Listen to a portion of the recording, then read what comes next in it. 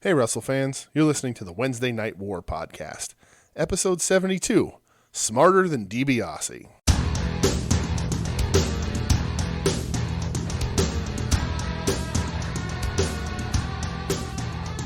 What's up, Warheads? Wednesday Night War podcast, episode 72. I'm DJ. I'm here with Brett. Brett, how are you, pal? I'm trying to think of a pro athlete that wore number 72. Okay. Can't really think of anybody. I have no idea. Trey Thomas used to wear it for the Eagles. Okay. Well, there you go. There's your one. Congratulations. Like, it's not like a popular. See, looking at those sports cards earlier got my brain in sports mode now, and I can't really think of anybody that wore 72. Yeah, I mean, I have no idea. I don't know. Luka Doncic wore 77, but I don't know. They still got beat by the Sixers tonight. I don't know who wore number 72, but I do know that I have the Mark Jackson basketball card that has the Menendez brothers on it. You 1,000% do. Certainly do. That's a fun piece of pop culture for you. I'm good, man. What's up with you? Nothing, man. Now I'm looking for number 72s also because I can't. Why not? Yeah, like that's not like a really popular sports nut because you have, I don't know, Michael Bennett, did he used to wear 72? Jason Capano is the only player to wear number 72 in NBA history. Jason Capano. He played for the Sixers. Did he have like a cup of coffee with them? I don't know who he is. This guy. Okay, just looking at those uniforms, that was process era, so that doesn't really count. Yeah. He averaged 5.7 points, 1.2 rebounds. Yeah, that's the 60% from the free throw line. That's the definition of a bench. He's player. literally the only NBA person to ever wear that number. That's crazy. Rodman was number 73. We'll bring up the worm next week when we do episode 73. Why are we just going to do like a basketball wrestling special? We're just going to do it next week. It's just right. all Dennis Rodman wrestling related. We're gonna scrap everything and just review. Did his Final Wrestling Place already do a show about Dennis Rodman? Oh, they should. I mean, I don't know. Spoiler alert. Good Place Hall of Fame. Good Place Hall of Fame. For his leave of absences from the Bulls alone. Good Place Hall of Fame. All right, I'll give you that. Right. The fact that they were just like, yeah, we're up enough and we need him happy, so let's let him go get a mental release of going to Vegas with Carmen Electra in the middle of our championship run. Go do coke and bang Carmen Electra. Right. Good for you, Worm. Hey, if you can get the deal, do the deal. I'm with you. Let's get into some shit. Yeah, we got a lot to talk about. We have a lot. Let's cut our bullshit down and let's. You don't want to hear about us. You want to hear about wrestling, right? That's probably not true. But yeah, we got some news. Let's talk some news. Yeah. So on, I believe it was Tuesday. Was it Tuesday or Wednesday? I don't remember. I don't know. When did I don't know, the news that came out about the newest AEW signee. Well, it's the Paul White. It's the Paul White indeed. Yes. The Giant. The Giant is officially All Elite. Yes. So he is joining All Elite Wrestling. This is a shocker. Yeah, definitely was. Yeah. He's been with Vince for 22 years. Right. And you kind of figured, he's a lifer. Mm-hmm. He's a guy that he could always have a backstage role or that like bullshit ambassador and give him a Legends deal, all that shit. Yeah, absolutely. So yeah, when that graphic came out, I was a little surprised. And apparently he's going to be doing some commentating on a new AEW show. Right, but he also has his wrestling license for AEW, don't forget. Good Lord. They said he has a license. Great. I think that's just their way of saying that he didn't have like as much of a no compete clause as everyone else does in the WWE. Like, he was able to walk away and appear a little quicker than everybody else. Boy, that still is crazy. That like he's just gone. Yeah, so it was shocking to me because one, I didn't think anybody would ever. Listen, I have no problem with the Big Show. I like the Big Show. Big Show has entertained me more than he hasn't. He's been more good than he has been bad, I think. But ripping heaters on his way out to the ring. Listen, but I like the Giant. Yes, more than I like the Giant Show. more than the Big Show. But Big Show stuff was still funny. We talked about it a few weeks ago when Regal peed on him and all that other stuff. And they call you the Big Show, right? But I was shocked, that like, guy. because he's like, to me, just a WWE guy at this point, like 22 years. right, he was like with the a long company. time, and like hasn't been showing up in the ring much. Got in great shape, and once he got in like the best shape of his life, they stopped using him a little bit. Well, and the thing was, I mean, he's old.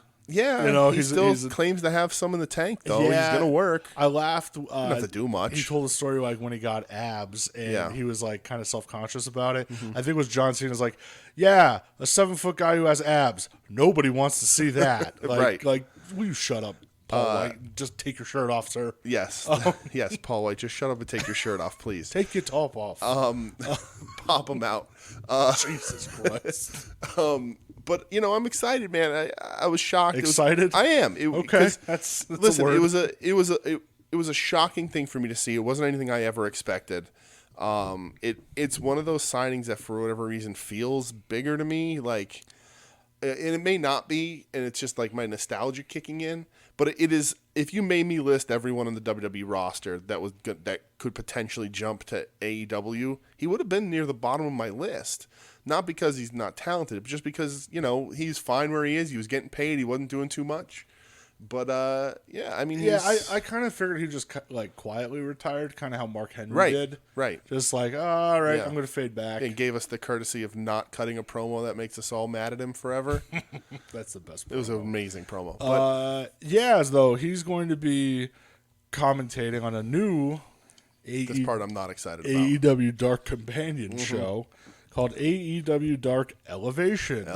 Which is going to air Mondays at 7 p.m. Eastern Time on AEW's YouTube and it's channel. gonna start off as an hour, and in 2 months it'll be 4.5 hours long. Like, listen, I don't watch Dark anyway to begin with anymore. Yeah. Thank God. And just to add like another piece of content Yeah. where and supposedly this isn't the extra hour that they were talking No. about that's going to end up on TNT. Right. Like, dude, that's so much content. Yeah. You have to figure, so they're going to be putting out content Mondays, Tuesdays, Wednesdays, and I assume with TNT, I don't think it'll be Thursday because that's a big basketball night on TNT. They go Saturdays. Fridays or Saturdays. Yeah, they go early Saturday, I would bet. Like, man, that's a lot of content. It's a ton of content, and it's, as of right now, what they've shown us in the past, it's content for content's sake. I need them to take a more like quality over quantity Right. approach. Listen, I understand why these darks are so long, and I understand. Do you? Can you explain it to me? Well, I could understand the premise of you want some of these guys to get some work. The one this week was 2 hours and 15 minutes and had 40 people on it. That's insane. Yeah. There's no need for that. No, not at all. And that's why I'm so happy why we don't watch it anymore. But people ask us like what's going on, and Howard the Dave asked some questions about Dark this week, and I was more than happy to look he? on really quick. Yep, and answer Is him he for bored? him. I guess so. I don't know, but I had to. He asked who the guy in the white coat was, and I had to look, and it was that Nick Cormorado, the El Hijo del Norman the Lunatic. But and I have no problem doing that, and I skimmed Dark, watched a couple matches, and I'll continue to do that. And for the sake of it being new content, I'll watch this Elevation for an episode or two, depending on what they put out there. But I think they need to start making one, if not both, of the shows competitive in nature, because right now they're just not. It's a chance to see the people you like wrestling guys you don't know, so they're just squash matches. That's all it is. Essentially, or glorified squash matches. But if they actually went through and used Elevation for indie talent versus indie talent, and let us see those guys, and then use Dark for as essentially their lower card storylines, and then make Dynamite essentially their mid card and higher storylines, and actually give us something to invest in, I could be convinced to watch Dark. But at the way it stands right now, it's random matches thrown together with no real circumstance, or no real consequences.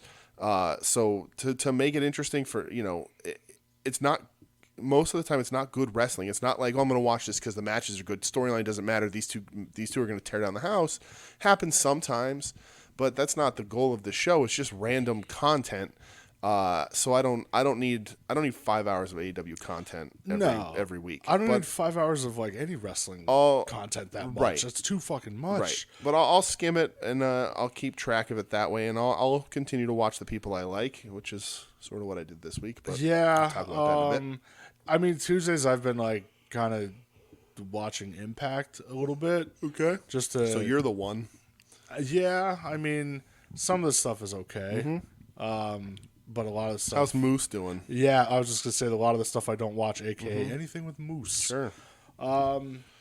But yeah, man, I don't know. It's just a lot of time to devote to wrestling. It was also interesting with the Big Show. I mean, like, we're watching the women's tournament on Mondays, so that's whatever. But it was interesting with this new Dark Elevation show with Mr. Paul White, who they were like, oh, on Dynamite this week, which we'll talk about later, they're going to announce his commentating partner. It's going to be this big reveal, and it wasn't.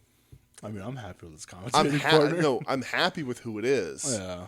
But they were like, we're going to reveal, and everyone was like, oh, it's going to be somebody else, like somebody new, not new to commentary, and it's Shivani, which is great. I'm sure they're going to be good together. Sure. Big Show's a funny guy. He's a really great Conan O'Brien guest. He's done some great things on those shows.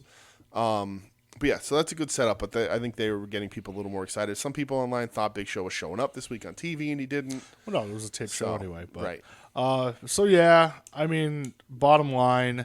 Bottom line weird. is they're still sending them gimmicks called bills. Weird that he's there. Yes. I mean, hey, the dude wants to work. He's right. He can do whatever the fuck he wants. Yeah. He's the Big Show. Right, and again, it's not a world beater of a signing. It's not a turning the tides and letting them compete against a real WWE show sort of signing. But it is cool. I did laugh when people were like, "Oh man, AEW Monday nights." I'm like, guys, chill out. Yeah, it's a fucking show. It's on at YouTube. 7 o'clock. Also, like, they even though it's on calm YouTube, down. they put it on an hour before Raw. Like, chill out. But I mean, I like it. I like show. So yeah, I ain't got no problems with it. Well, let's move on to a little NXT news, Inked. where Yes. they announced the largest class of recruits in WWE history. They're just signing everybody so AEW can't. It's I still have such like a sour taste over the people that they let go earlier this year. Okay. And now they're just bringing everybody in. I mean, like, I think that there were some people that could have stayed there. Okay. Some of them, Like who? Good Brothers, like Gallows and Anderson could have stayed. They wanted there. to leave though, didn't they? No. Oh, okay. No, dude. They signed. They didn't sign with AEW because WWE offered them a boatload of money. Right.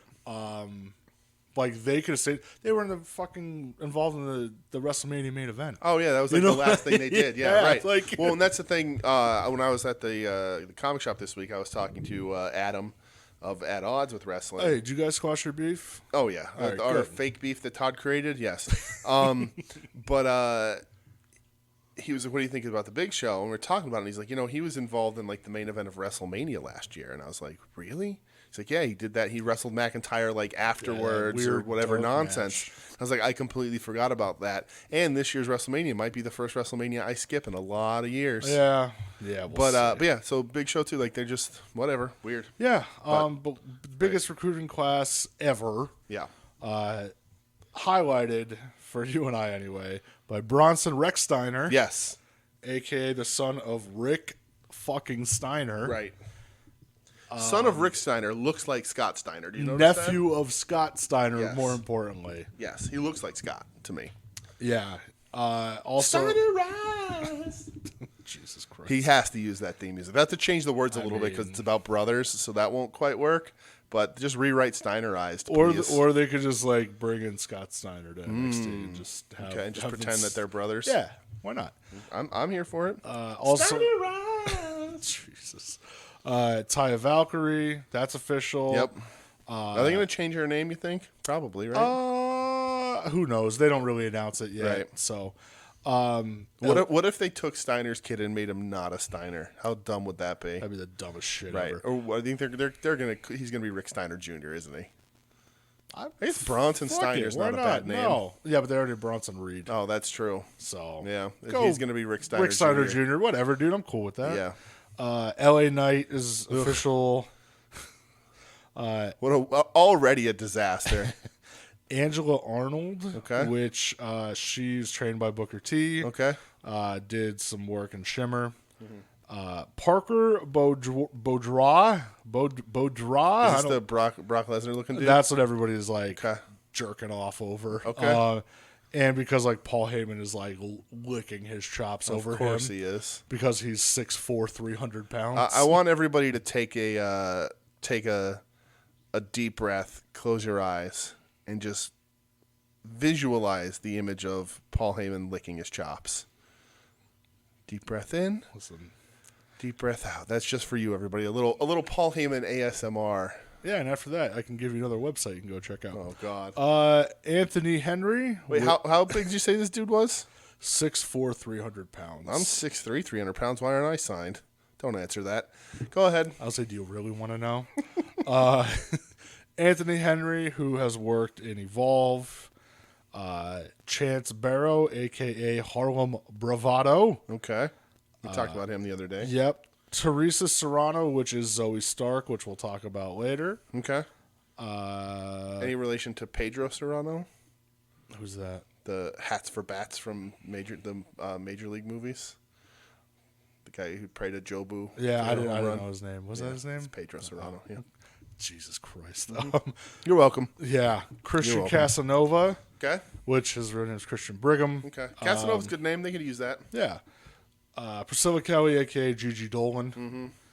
Drew Casper, Okay. who is the brother of Jacob Casper. Drew Buddy. Brianna Coda, who is Cora Jade, Okay. who is only 19. Yeah, that's crazy. Well, and we've seen her already, right? Yeah. Was she in the tag?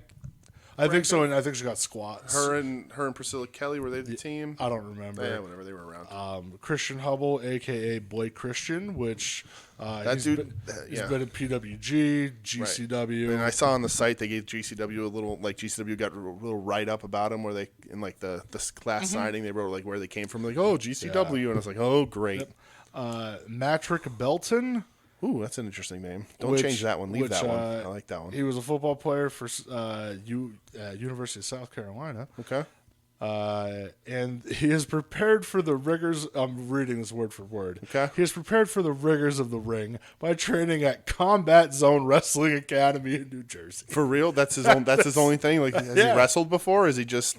He's just CZW right to NXT? Because listen, somebody's got to interview him and ask him if he can stop a car with the power of ultraviolence. Oh, Jesus.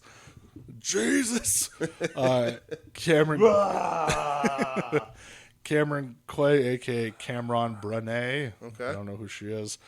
Joe Areola. That can't possibly be right. I mean, it definitely is. Okay. Amateur. Did you say Sylvain Grenier? Is that what you said before this? No. Okay. Dude, that's fucked up because that's the second time I've heard Sylvain Grenier today. Yes. Wow. Thanks to 5-Star Match Game. Oh, right. Yeah. I was going to say, I didn't know you were working as a bill collector. Jesus. Joe Areola. It was like you had to serve him some papers or something. You're a process server now? Hello, Sylvain Grenier? Yeah, that's me. Oh, you want an autograph? No. Oh, Sylvain Grenier. I remember you. Yes. Taylor Grotto, who Okay. she works as Avery Taylor. She's been in Evolve and Shine. Mm-hmm. And then Carissa Rivera, where she has worked in Women's Wrestling Revolution. Okay. So do you think, are these going to be NXT people, or is this to beef up the new Evolve, the NXT, the WWE developmental's developmental? I don't know, honestly. I don't know. I don't think anybody knows. Obviously, the big name out of here, I think, is probably Ty Valkyrie. Yeah, I mean, the most established for sure. Yeah, the most intriguing is definitely Rick Steiner's kid. Right. That, for me, I'm most excited about Steiner Rise. But Taya is it's gonna be a little weird in NXT because for as little knowledge I have of Impact and that sort of thing, she's known. She's a name. Oh God, yeah.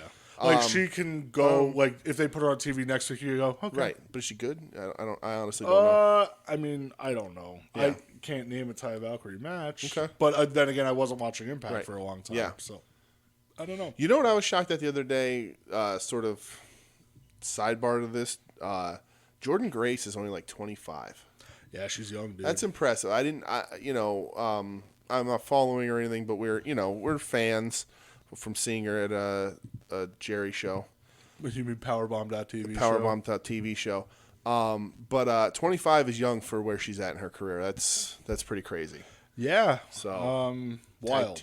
Teaming up with Jazz. But anyway, yes. It's a big class. There's some interesting prospects, and it'll be interesting to see who comes up, who makes it, and who gets sort of pushed around, because that NXT roster, that locker room's getting awful full. Yeah, seriously. And there ain't a ton of room on the main roster for these people right now either. No, I mean, I get, like, taking out some of the old to bring in the new, which you have to. I think you have to do that. Right. But, yeah, I don't know. It's weird. All right. Give me a Steiner kid.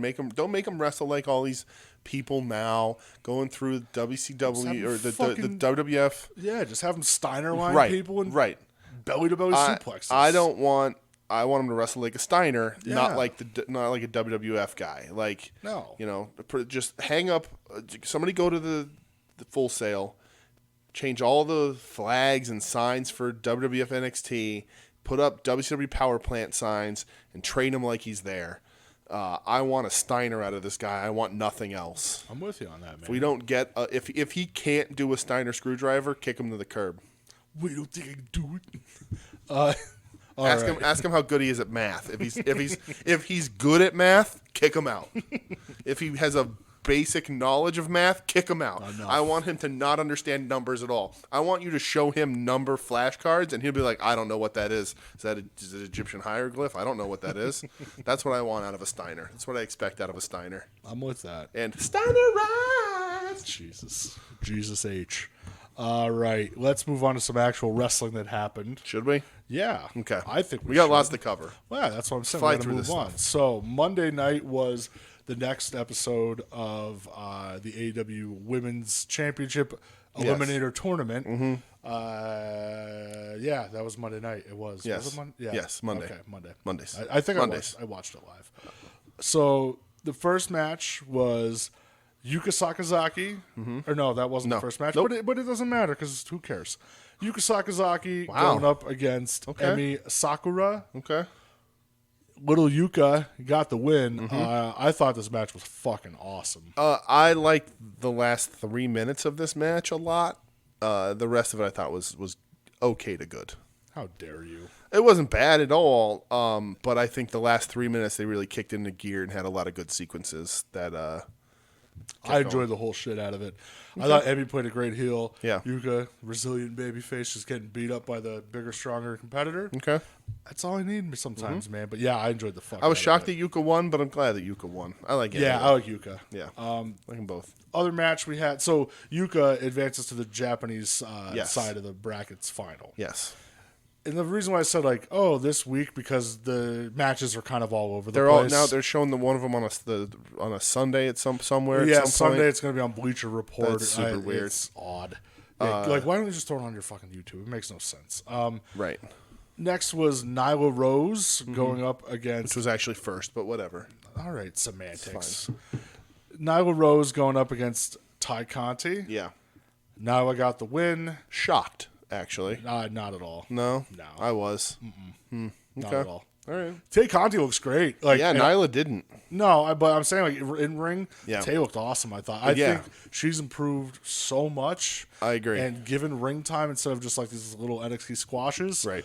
I think she looked great. I think so too. I think this is the worst Nyla has looked. I like Nyla. We've been supporters of Nyla from the beginning, and I think she's dead in the water. I think they've killed that character and her push. And like sometimes she's with Vicky, sometimes she's not, sometimes she's involved.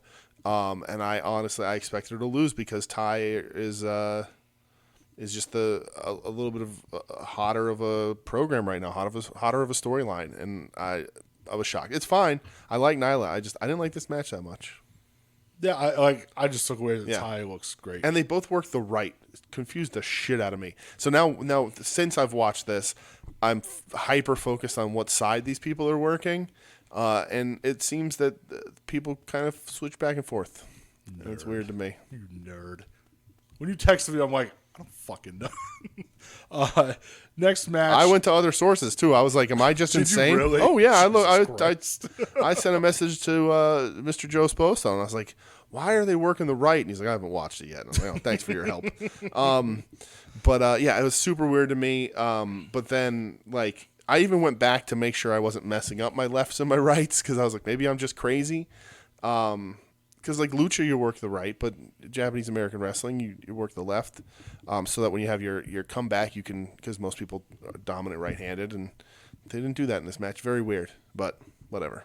In the end, it means nothing, and nobody probably even knows what I'm talking about. Sitting across the table from Iron Mike Tenay right now. Listen, I've been a smart mark for a long time. Jesus. Next match, Ryo Mizunami going up against Aja Kong. Yeah. Ryo Mizunami got the win. Yes. Now, this was a match where I was like, God damn it, shouldn't have went that long because this was not good. So this is like just Aja Kong being broken down. The only thing I liked was the finish. I thought the finish was real cool, but other than that, I was like, the finish this sucks. Was awesome. Yeah. Way too long for Aja Kong's in-ring ability. Way too long. In the beginning of the match, what I love the most about this is Aja Kong's like, I'm old, I'm miserable, and I'm stronger than you. She was giving me like Tenru vibes. Yeah, she's like, try and fuck with me. Like, try and beat me. And like, I'm not going to move. I can't. But you come near me, I'm just going to punch you in the face. And I like that part of it, but I'm glad she's not progressing. I love Aja Kong, but this is not. If you've never seen her before, go back and watch because you will see she was one of the killer. best wrestlers of all time. We will send you Aja Kong matches, Right. one in particular. Right. But this Aja Kong is still fun for me to see, but this match was too long. I think Ryo Mizunami should have had a stronger of a win to move her forward because Ryu looked really good. Then that finish was awesome. I loved it. But way too long. Yeah, when I saw that finish, I was like, yo, that finish cool. was really good. It was gross. And then the next match was scheduled to be Britt Baker versus Anna Jay. But they announced on Monday that Anna Jay is going to be out for a long-ass time with a shoulder injury. Yes. I think they said 6 to 8 months. 6 to 12. Oh, God. Sounds to me like rotator cuff. That's awful. Yeah, that sucks. Yeah. I mean, she's young enough. Yeah, she'll be fine. But you can recover from shoulders. It just takes a long time. If she wants, she could still be on TV. Mm-hmm. You know, I mean, they let that. Which was it? Vanilla Vance? They left in the sling for like 3 months coming out with them. So she can still come out. She just can't get involved. Yeah, poor Anna Jay. Yeah. So her replacement was Maddie Renkowski. Yes. Which I don't know who that is. Britt got the win. Yeah. Kind of figured. Mm-hmm. Match just meh. So here's the thing. This match also too long. So Britt comes out pissed off, right? Yeah. Mad about everything, wants to move on in the tournament. Has the prospect of facing Thunder Rosa down the line. And Britt's super mad. Beats her up outside the ring, before the match starts, does all that sort of stuff. This match, since we don't know Maddie and, Anna Jay's out of this match, you're not obligated to do anything. Britt should have beat her up outside the ring like she did, and as soon as she threw her in the ring and the bell rung, cheap shot, rollover, submission, finish. Yeah, that's it. Instead, they let Maddie get a bunch of offense. And it didn't look very good because Maddie's inexperienced. They said in the thing who trained her, but she's inexperienced. It was definitely like, hey, this is on what's on Twitter. Like, right. That's and like Britt is mad, wants to make a point, wants to get to Thunder Rosa. Should have been a quick heel victory, and it wasn't. And AEW has a hard time doing those. But in the end, Britt won. So in the end, it's all inconsequential. Right. Spoiler alert. Wah, wah. So Sunday, they're going to be on BleacherReport.com at 7 o'clock. It's weird. Just the one match, though, right? No. No, it's really? Yeah, there's going to be a few matches. There's going to be a 6-woman tag. Okay. On the Japan side of the bracket, Sheeta's wrestling. Oh, really? She's teaming with Maki Ito. I'll watch that. And I forget who else. Yeah, I'll watch it. I don't know if I'll watch it live, but, because I'm not going to go to Bleacher Report. Right. Please put it on YouTube. Right. Why is it not on your fucking YouTube anyway? Who knows? So, yeah, that was the women's tournament. Yes. That was the special show for it anyway. Yes. So, now you're going to talk about some wrestling that you watched on Tuesday night. I did. So, being sort of side aware of what's going on Dark. I've re-upped my commitment to at least see what's going on and watch a match or two if they pique my interest. This Dark was 2 hours and 13 minutes long, which is way too long. Really dumb. But there's an Eddie Kingston match. It was the first one I watched. I knew it was going to be there. I'll watch Eddie Kingston wrestle anybody. So he wrestled J.D. Drake, who I know nothing about, but apparently made a name for himself on the indies. Yep. It was a fun match. I mean, go out and watch it. I recommended it to you when we were talking before the show. It was just two guys, two bigger guys just beating the shit out of each other. Big punches, lots of slaps, lots of chops. I enjoyed it because Eddie Kingston's awesome. A good kind of Eddie Kingston match. No stakes, but it's still a good kind of Eddie Kingston match. You get everything you want out of Eddie Kingston. And then I watched the tag match of the Beaver Boys versus Louie Valley and Chris Peaks. Chikara fans will know them in makeup as the Batiri. I saw somebody said, "What is this, a fucking wrestling is fun show?"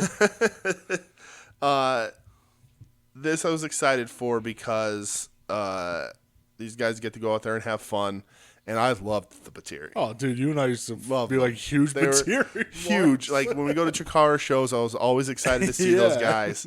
They're out there scaring little kids. Yeah, they look great. They're out there, cool face paint. Right. They look cool. They had great innovative tag team offense, which you saw a little bit in this match. The camera works left a little bit to be the corner desired. Backstabber. Right. You and I used to lose our minds over that. Right. I love the Batiri. I want to go watch the Batiri matches. So it was good to see them. I hope they keep coming back, man. They're very small dudes. Like I think even sort of John Silver gets over because he's a powerhouse. But these guys are small dudes. They're thick guys. They're really good wrestlers. But that's the sort of the hurdle in wrestling still is a height thing, and while they've shaved a few inches off the acceptable height for professional wrestling, there's still it is still there.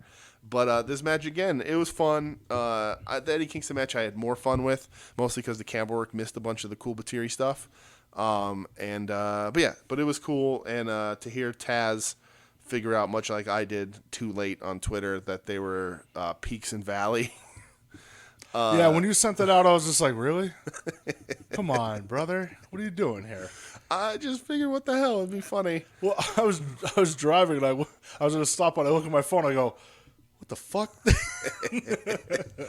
Listen, I just want some of that internet clout. I want to be Twitter famous, No, you don't. I don't at all, actually. You're way better off not being Twitter famous. But that is all I watched on Dark. Those two matches, because it's people I love. And if you keep putting the Batiri and you keep putting Eddie Kingston on Dark, I will at least watch those two matches.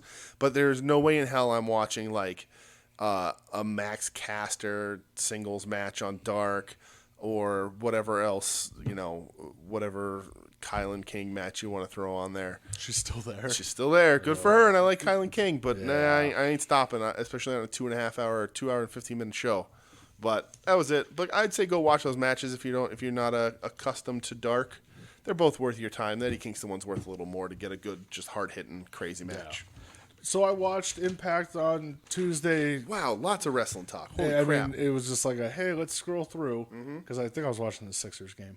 Doesn't sound like you at all. No, moi. So the only AEW thing, there was a 3-minute promo of Tony Khan, Shivani, and a bunch of heels on the roster that were kind of in Jacksonville Stadium.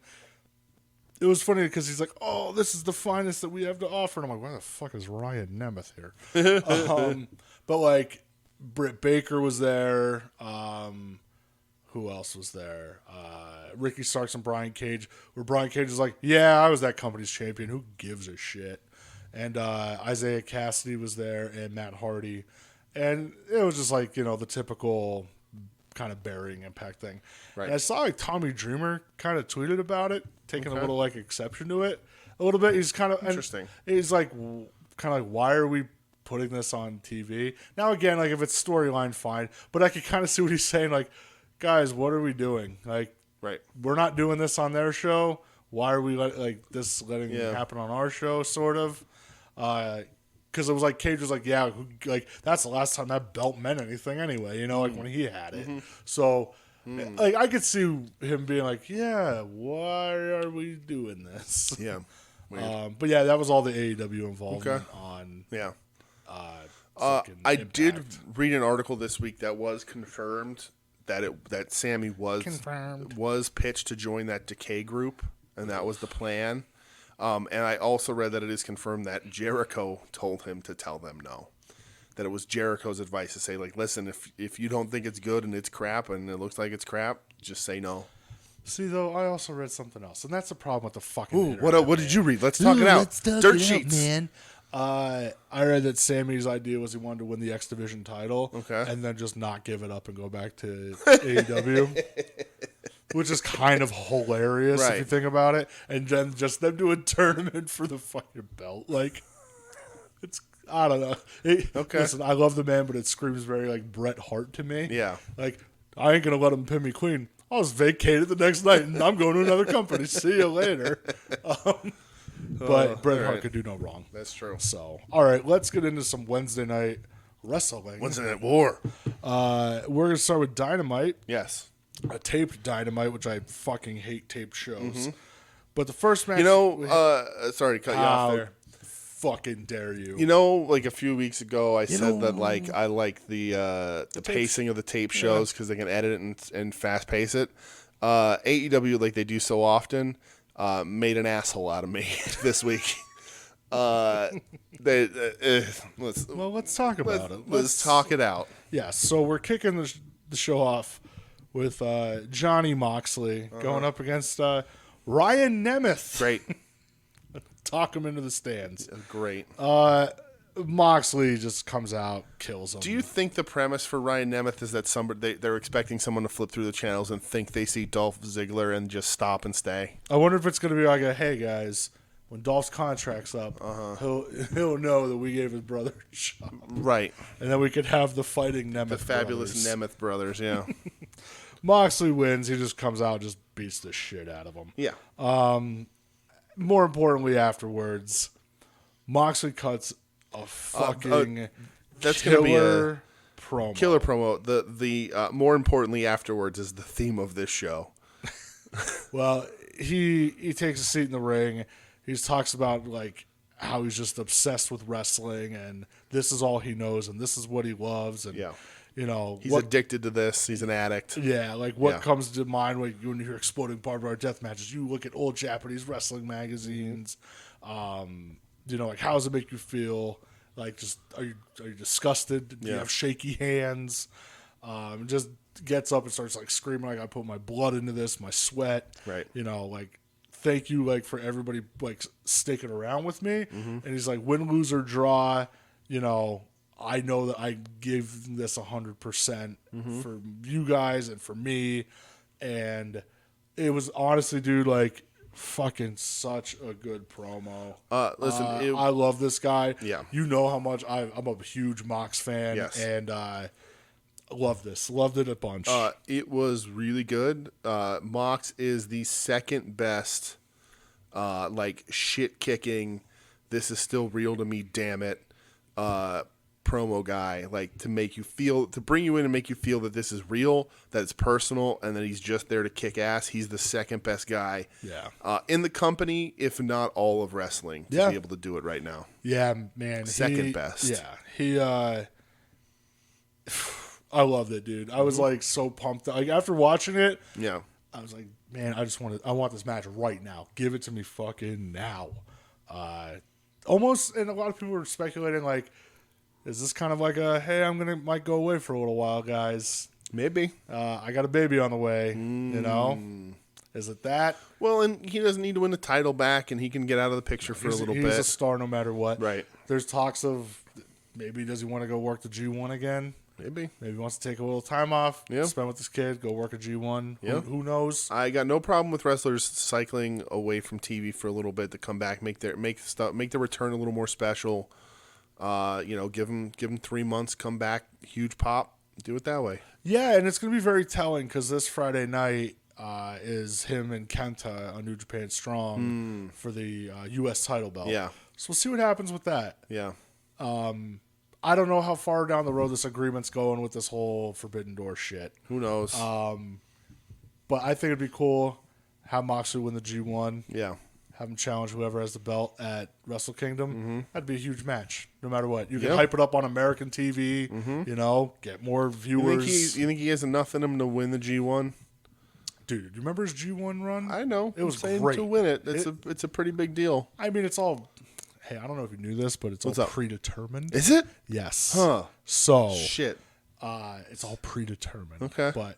Yeah, I loved his run of the G1. Yeah. I thought it was great. Right. Like him and, dude, him and Ishii is one of my favorite New Japan matches. Right. I guess Carl Anderson made it to the finals with G1 once. Yeah, he did. So, and he'll tell you about it. Yeah. We go backstage. Archer and Rey Fenix are going to be in the main event tonight. It's a qualifying match for the Face of Revolution match on March 7th. So it wasn't called that last week. Well, I don't know what it was called. It was called the Face the Revolution match, and I was like, isn't that what FTR stands for? Yeah. So they changed it. I don't know. Yeah. Archer, I don't know, says there's no reason for him to qualify because he's already going to beat Rey's ass. Rey says in Spanish that Archer's the worst partner he's ever had. They have a little brouhaha. Little tussle. Yes. Oh, God damn it. Yeah, do we have to? So we go to something backstage earlier where the Young Bucks, they're walking in with their mom and dad, and they take pictures in front of the truck with their dad. Great. With their pose. Great. It's amazing. So I'm sure I've seen Poppa Buck other places in professional wrestling in my travels. Favorite Buck. Yes. But god damn, dude, looking at that dude, it's just like, oh yeah, of course his progeny are those two douchebags. Like, it is like one of those, it makes sense. Yeah. Yeah. So, next match, Brian Cage and Ricky Starks going up against the Varsity Blondes. Brian Cage and Ricky Starks get the win. You know what was notable about this match? Nothing. Wrong. Griff Garrison had one of the worst hot tag sequences I've ever seen. A dive he hit was actually kind of okay. Everything looked so unsafe. Dudes definitely need what do they call it? Some fine tuning. Right. Yeah. They need to go back to the power plant for a little workup. You know, go down to OVW, want to hold. This match, okay. But more importantly, after the match. So, we get a video on screen of a car dragging a body bag. It stops, and the body bag comes open, and it's one Darby Allin, and he's smiling. And he has the half face paint on where it's kind of like the little stinger face paint. I'm like, oh. And in the car, they show the gloves on the steering wheel were like Sting's gloves. Yeah. It's like, yo, all right, I'm with this. Goes dark in the arena. Snow hits. Out comes Sting. He's dragging a body bag. Yes. And of course, that's Darby in there. I knew immediately it wasn't. Au contraire. Right. It is one Mr. Hook Sonercha. Yes. He is in the body bag. Yeah. Where Taz says, what the hell is this shit? He says, what the hell kind of shit? Yeah. What the hell kind of shit is this? Yeah. Hilarious. To which they Sting points up at the rafters, and here comes Darby. In his white chaps and his white leather hat, pumping his one arm. The boyhood dream. Son of a bitch. Here comes Darby on the zip line. Yes. Looks like he's having a whole ton of fun. Right. He gets in the ring. He decks Brian Cage with a skateboard, waffles Ricky Starks with it, and sends him flying. Then Sting starts beating the shit out of Brian Cage. Yes. He's kicking him. He's stomping him. He clotheslines him. He hits the fucking Stinger splash. Yes. To which Shivani sounded like he was going to rip the denim on his jeans when that happened. Yes. Grabs Cage. Boom. Scorpion Deathlock. So this week, the rumor went around last week about Sting taking that power bomb, and this week I think it was a little more obvious. He's a little padded up underneath his T-shirt. to sort of. I just thought he was cold. No, I think he's wearing a little bit of extra protection to help him on these bumps. I don't have a Hey. problem with it at all. I get it. He's fucking Sting. I love He can do what he Sting. I love wants. Sting. I'm still excited about Sting, and I popped for the Scorpion Death Drop. What part of in a big Sting way. Squadron? There you go. Yeah, love the post match. Right. Thought it was fantastic. Great. Oh man, dude, when Hook was in the body bag, I was like, no, my poor baby Hook. So we go backstage. Yeah. Can we get Hook on steroids and then just lock him and Rick Steiner's kid in a cage? What told you Hook's not on steroids yet? Well, that's true. But let's get him that shade of orange. Let's get him all beefed up. Yes. And him and Steiner's kid just in a small cage, not a wrestling cage, like a small cage. Yeah. And we're like, all right, only one of you is getting out. Fucking Hook rules. We go backstage. We're with Kip Sabian, Penelope Ford, and Miro. They're with Tony Schiavone. Miro Is the worst promo in the business. Talk. Have you heard Dana Brooke? No, I was just gonna say that's not true because Dana Brooke's a professional wrestler. with that lovely Sandusky, Ohio accent that she has going on. Talks about Charles and Orange Cassidy. Yeah. He says that he's going to deal with that walking Xanax known as Orange Cassidy. Which is gimmick infringement on QT Marshall. So It's true. let's get the hell out of here. That's the Thorazine kid. He's gonna be mad. Yeah. He said that he likes Charles. He's a nice guy, and he wants to tell Charles, "Hey, you can come back, and I forgive you, and I will always have you under my wing." Who cares? Right. Let's keep it going. No, the note that they get popped me. Why? Why did You didn't like it? Why did that pop? I thought it was funny. Come on. They get handed a note by Louis Valley, Yeah. and Shawnee's like, "I have a note here, and it's from Chucky T and Orange Cassidy, and it says like, will you face us at Revolution? Yes, no, maybe, circle one." I thought that was funny. That's a good response. Like, Miro was trying to be so super serious and like miss the mark on every single thing he said. I get it, but it just like takes the piss right out of it. Good, the piss was already taken out of it because it sucked. I mean, well, the whole program sucks. I have no interest in it. But I like the note. I laughed at the note. You would laugh at the I would, because I laugh at funny things. Yeah, okay. Miro says that's what he's talking about. It's childish. Yeah. And Miro will teach Charles how to be a man, and then he eats the note. Yeah. Things that I wanted to not see. Brandon Cutler's here. Jesus Christ, I know. Wearing a fucking his bullshit ass dragon mask. And you couldn't give him a worse opponent. No. Terrible. Jake Hager. Yeah. Awful. This was one of those where I was like, yeah, what's on Twitter? Yeah. Even though it was taped, I'm like, I ain't watching this fucking shit. Jake Hager won. I know that. So Hager, my favorite thing about this match is Cutler comes out and he's got the dragon mask on and he's doing all that shit. And they cut his music before he even gets into the ring to play Hager's music. As they should. And then Hager starts wrestling in this match, and he is the definition of half-ass in this fucking thing. He does not want to be there. He's the definition of half-ass. Right. It's just he didn't care. He was lazy. It was and then again he hit the Hager bomb, and then JR's like, remember when we used to call that the Vader bomb? Remember Vader? Remember? Jesus Christ. Don't ever compare those two ever again. Yeah. More importantly, after the match. So Santana, Ortiz, and did anybody else run out with them? I don't think so. No. Wardlow, maybe? Maybe Wardlow. I don't know. They run out and they start beating up Brandon Cutler. The Young Bucks run out to get their friend. Matt Jackson grabs the mic. He sounds a little perturbed. Yeah, a little bit. Yeah, just a little upset. A little annoyed. Upset, maybe annoyed. And says, Chris Jericho, get your asses out here now. We're going to fight at Revolution. Yes, Chris Jericho, get both your asses out here. Jesus. Jericho and MJF's entrance music plays, and it's the old "Where are they?" And then they pop up on the Turnertron, and they say that we're not going to waste our time. We'll beat you at Revolution. But they saw somebody walking backstage and told Matt and Nick, "Come get your trash." To which we see Poppa Buck. Yeah. He had an accident with a jelly donut. A bloody mess. Was it? Was it? I mean, come on. Was it? A ketchup mess Raspberry jam. with the eyes rolling back in the head. Yeah, just as good of an actor as his kids. Jericho slams him off of the one buck. MJF slams him off of the other buck on the truck. Yes. Jericho says, call a doctor and come pick up your trash. And then they run off. To which the Jacksons come running after them. Dad, you all right?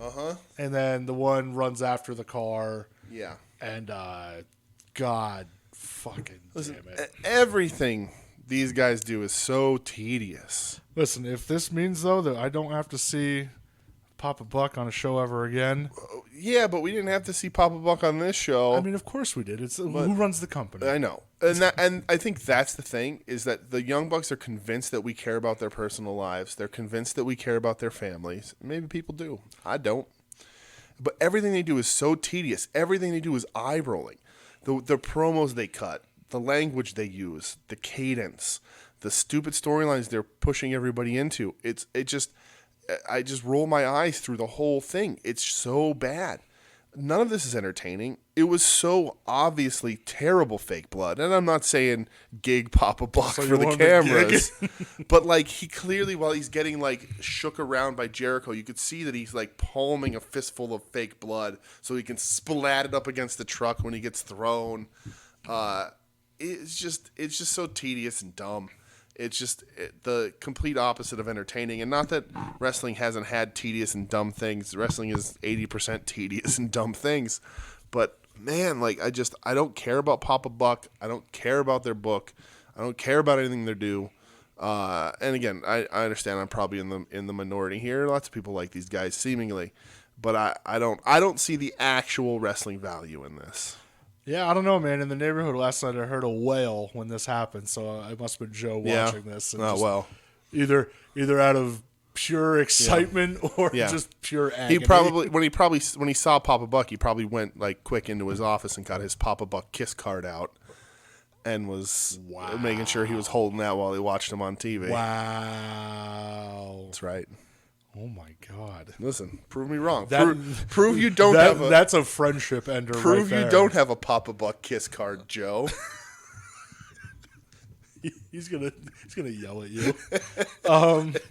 So we come back and there's a stupid recap. They load his idiot ass into the ambulance, and the one buck gets in, and so do the Good Brothers. Okay. Which I was like, okay, why not? Sure, I guess because you guys are friends. All right. Yeah. I don't know. They try hyping up this whole Shaq thing, which I just don't give a goddamn not about. At all. I like how they're calling it next week AEW Dynamite, the Crossroads. Oh, God. Listen, there's only one Crossroads in my life. Boom, boom, boom, boom. I miss my Uncle Charles. Uncle Charles. I'm going to miss everybody, and I'm going to miss everybody.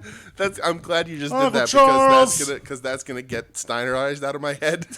Because after everything we've said, I wanted to just be like, we pray. Every day. Uncle Charles. All right. Next match, Isaiah Cassidy with Matt Hardy and TH2 going up against the Hangman, Adam Page. Yeah. This thing goes like 13 minutes. Adam Page gets the win. Mm-hmm. It's weird because like I saw a lot of people giving this match a lot of love. Yeah, no, I don't get it. I just, it was there. I don't know. I was more so like, why is Paige struggling to put this dude away? Right. You know? My biggest takeaway, this is a tag team wrestler who's holding his own in a singles match. I get, dude, like, listen, you want to show that he can work, which is fine.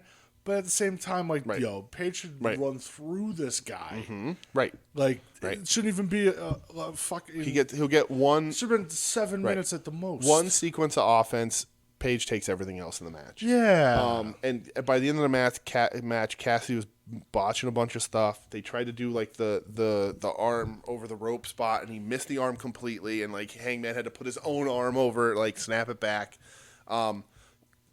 I don't think it was bad. It just wasn't. It wasn't that good. And yeah, I always have that problem. Don't put Yeah. over. Don't let a traditionally tag wrestler get this much offense against a guy who's establishing himself in a singles run. It just doesn't make any sense. The guy who's probably the worst used talent they have on that roster. Yes. During the match, like Matt Hardy got ejected. Then he comes back out afterwards, saying he's going to hurt Paige and everybody in the Dark Order. And he's got number 5, Alan Angels. I was so worried that he was going to do the ultimate heel and like do something -1. I would have drove to Jacksonville. Right. And he throws -1 off the stage through a table.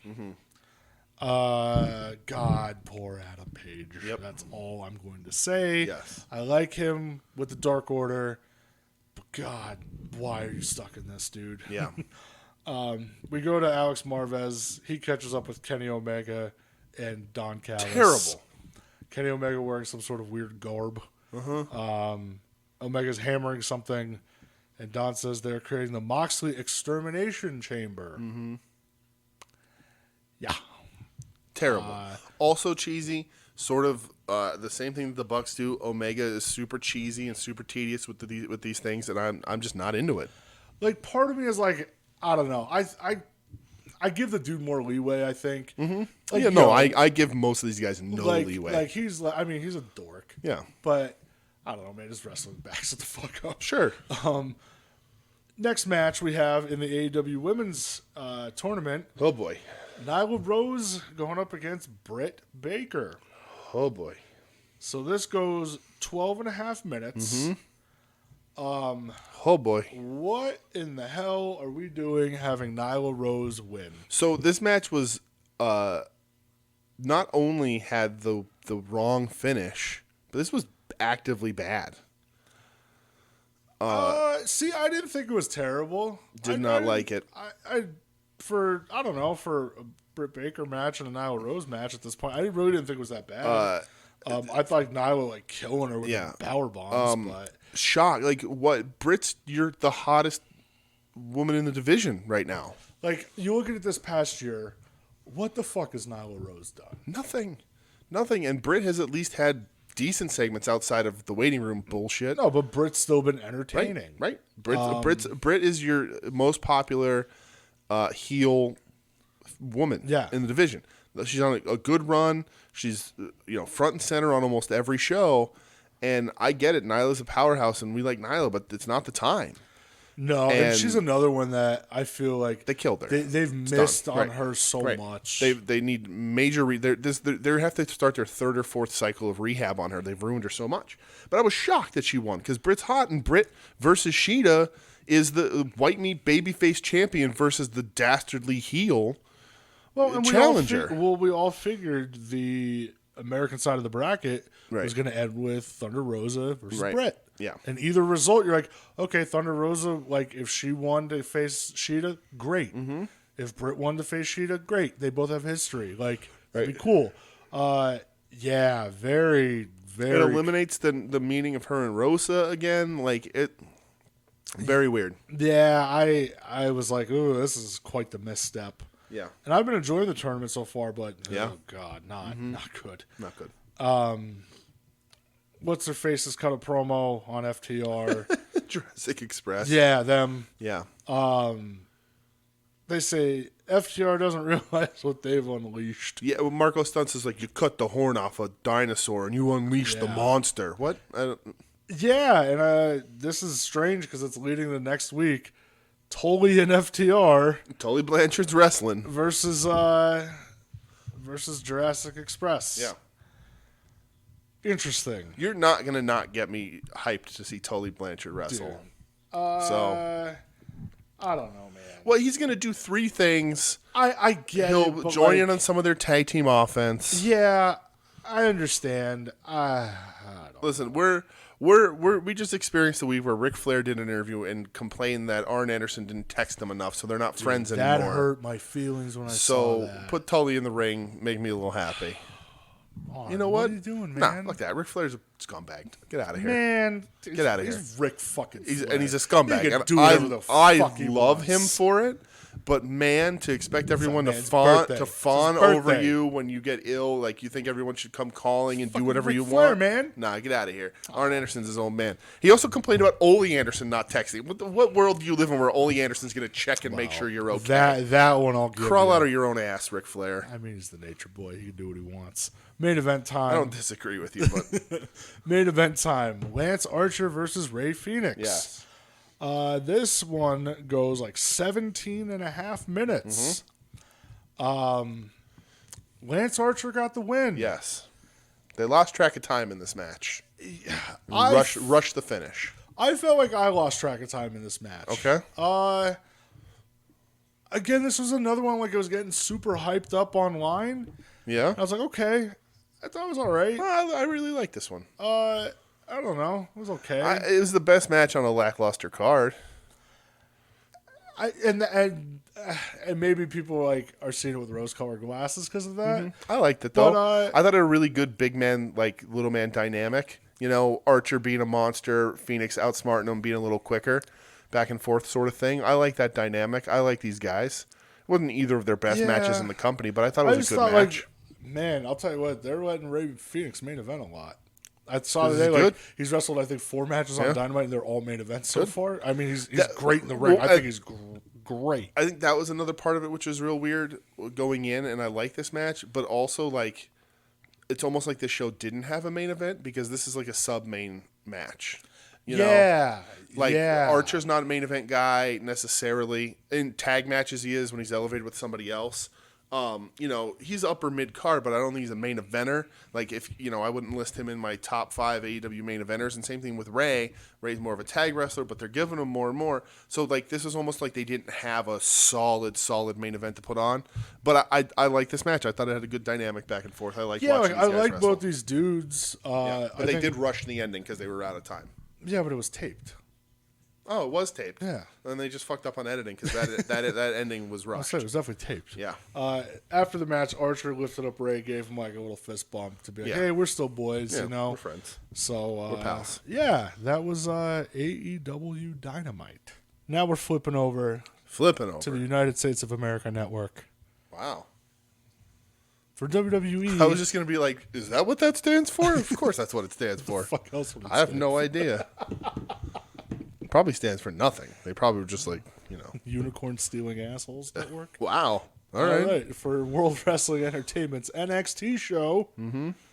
So we're starting the night off with Dexter Lumis going up against Jonathan Gargano. So before the match, the Way's in the back. They keep getting scared about shithead scumbag getting lost. Match starts 13 and a half minutes. Dexter Lumis gets the win. Yes.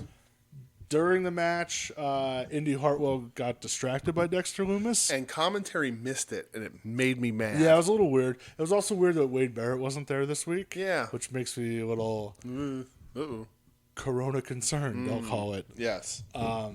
Concerned to Rona? Yeah. Jesus.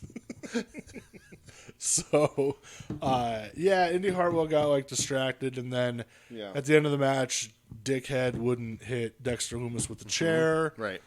Dexter Lumis got the win, and he choked out Gargano. I think it's a good way to get him the win. I think this match was good, and I like what they're doing. I think Johnny is hitting another stride with his character and his in-ring right now.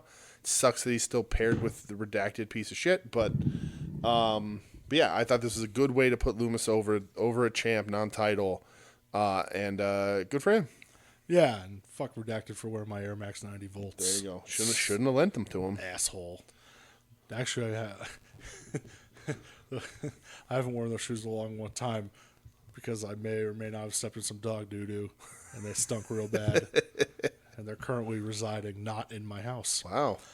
We go backstage to William Regal. He wants to be notified when Santos Escobar gets here. They run a vignette about MSK which I thought was pretty cool. Yeah. I liked the vignette. Mm-hmm. Made them very likable. It made them white meat baby faces, yeah, man. like pure white meat baby just face. Pure, like, why would you hate these guys? Yep. I watched wrestling with my dad. He died when I was in high school. Yeah. All I wanted to be was a wrestler like, to honor starts him. Crying while talking about his dad, and like, What toy did he have on his cake or whatever? I don't remember. He had like a bone cruncher. I know he was like dressed up as the Ultimate Warrior or some shit. Yeah. Like, yeah, he was. When I saw that, I was like, damn, these dudes are so likable now. Yeah. Like, I want to see them succeed. White meat. Yeah, they're getting interviewed about their title match next week when the grizzled young veterans jump them. Wonderful. Who cares? I don't care. And they Didn't kind we of already see this? and they kind of like I think it was Wesley was like selling like, oh, my hand.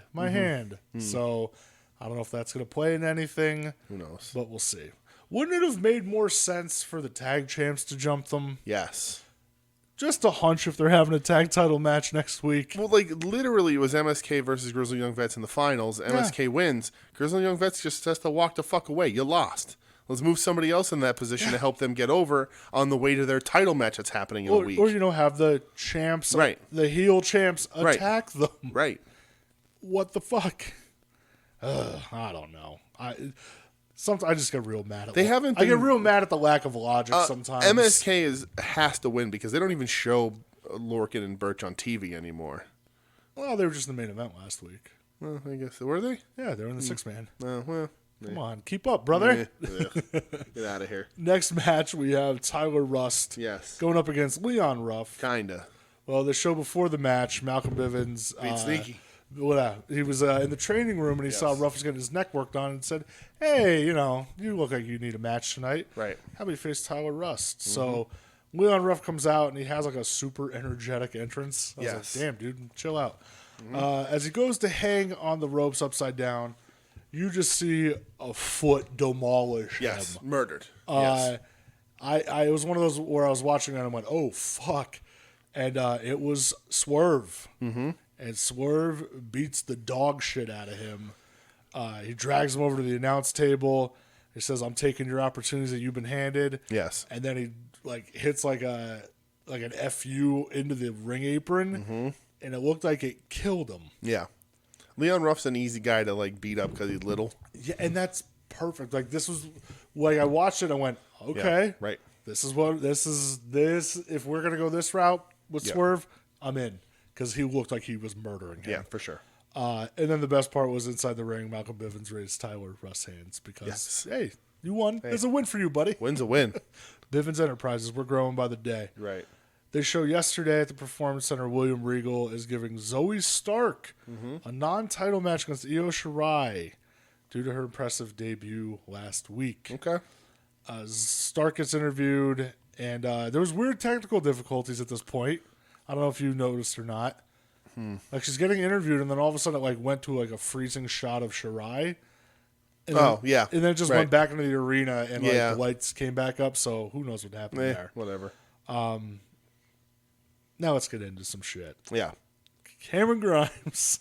Yes. Well, we see somebody watching on an iPad the famous video of the $1 Million Man Ted DiBiase. Yeah. Dribble this basketball 10 times, kid. I'll give you $100. Yep. World famous. We know how this goes. Of course we do. The ninth dribble, you kick the ball away. Right. And it's just the greatest fucking heel thing ever. Right. Well, Cameron Grimes. Man. It's the dude. Listen, it's the best. It is. It's so fucking it good. makes me miss heels in professional wrestling. They're not heels like that anymore. It makes me miss heel characters. Yeah, right. Heel characters. Not just I'm a bad guy and I do bad things. I'm a bad guy now. I'm angry, so that means that I'm gonna beat you up for real, like that kind of thing. I miss just douchebag heels. Yeah. Ted. I think about this a lot, but DiBiase's an underrated wrestler, and by the time he got WWE famous, he was already broken down. I agree with you 1,000% on that. Underrated shit kicker professional wrestler. Yeah.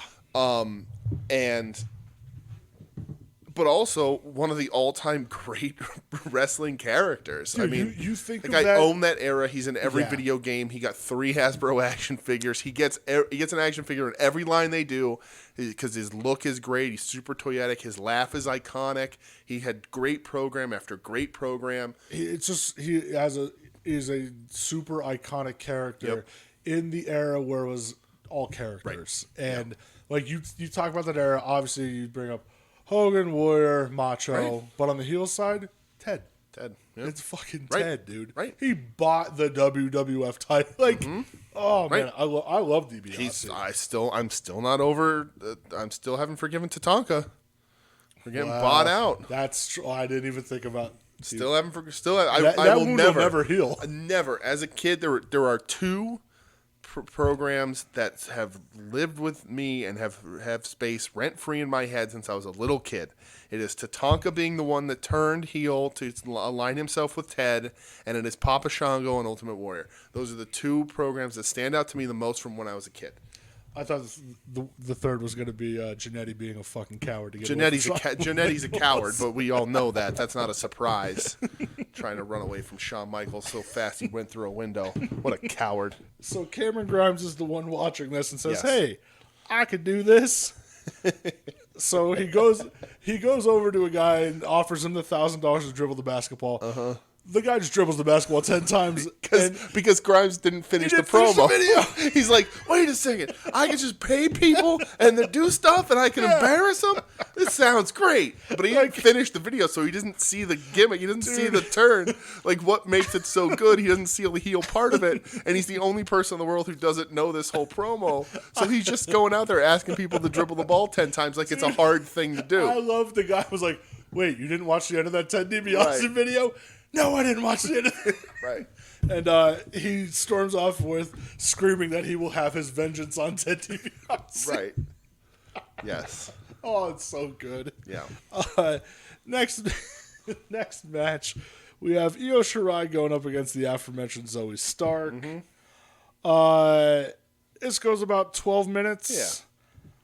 Yeah. Io got the win, obviously. Yeah. Stark, boy, they really threw her in there pretty quick, huh? They did, and I think this was a good little zero stakes kind of match. You knew it wasn't going anywhere. You knew something was going to happen after. But they like Stark. I didn't think she looked bad. There was a few moments of the match where I was just like, all right, but biggest stage for her. Yeah, against the best wrestler in the world. I thought hey, put her in there with like an Ember Moon or a Shotzi, but damn, we're going right to Io. Well, they needed to move Io on. It's a good little see if she can hang, and it's Listen, if you're gonna go in the ring with anybody, Io's gonna make you look good. Well, and that is true. Yeah. After the match, Io shakes her hand. Toni Storm interrupts. Did she ever? Show did. Tony interrupts, saying that Io is ducking her. Mm-hmm. Io says, I'll face you anytime, anywhere. Yeah. Tony tells her to let Regal know if she's really not that scared. Mm-hmm. We go backstage. We are with The Way. Yes. They're asking Shithead why he didn't hit Loomis with the chair. Mm-hmm. He's like, listen, man, he's just misunderstood. Right. And then Candace said, Indy, what the hell was that all about? And she just goes, he's pretty hot. Right. And Candace goes to say, what the fuck? And Gani covers her mouth. Gani, listen to me. Gargano covers her mouth and he just looks at her and goes, I don't know what the hell that was. Dude, Gargano he was killer in this, man. He was really funny. His character, he found his groove. So he's found his second good. groove. Like he's up to the next level on this character. And he's super entertaining. I hate that he's with Austin Theory. It sucks. Yeah. But Johnny was really funny in this promo. Dude, Johnny's character work is just he's knocking it out of the park. Right. I love it. Right.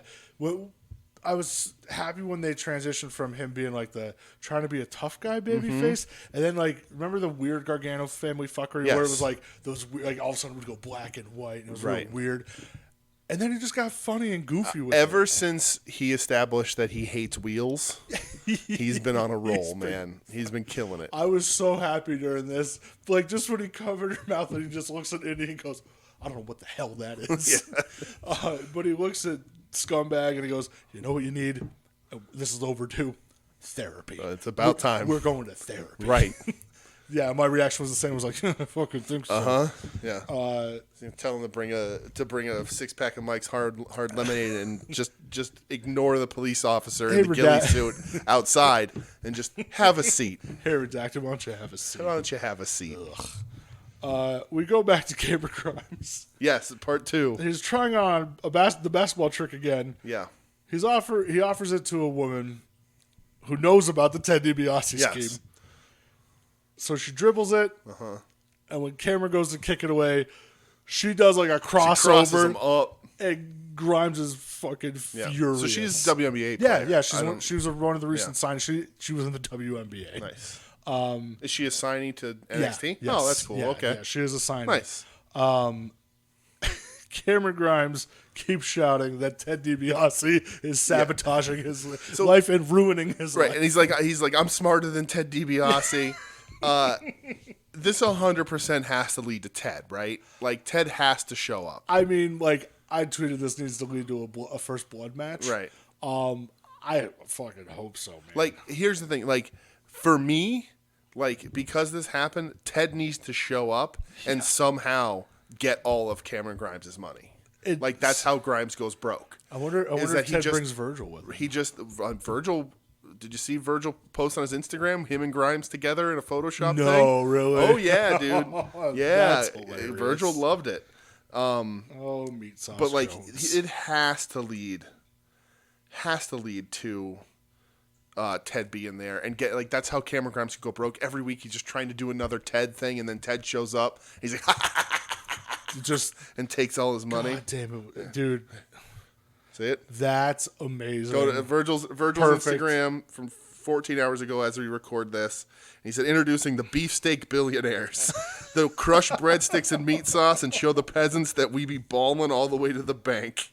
Oh, Virgil. So, good Lord. Up next, we have he also put on Instagram about the time he beat the Giant. So, Virgil's watching current professional wrestling and loving it, apparently. That real Virgil, the man.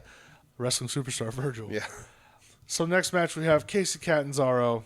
The super spreader. Going up against Xia Li. Yeah. This match goes 4 minutes or so. Uh-huh.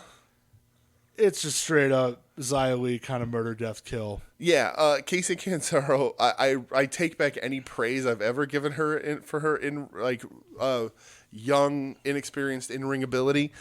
She threw some of the worst corner punches I've ever seen.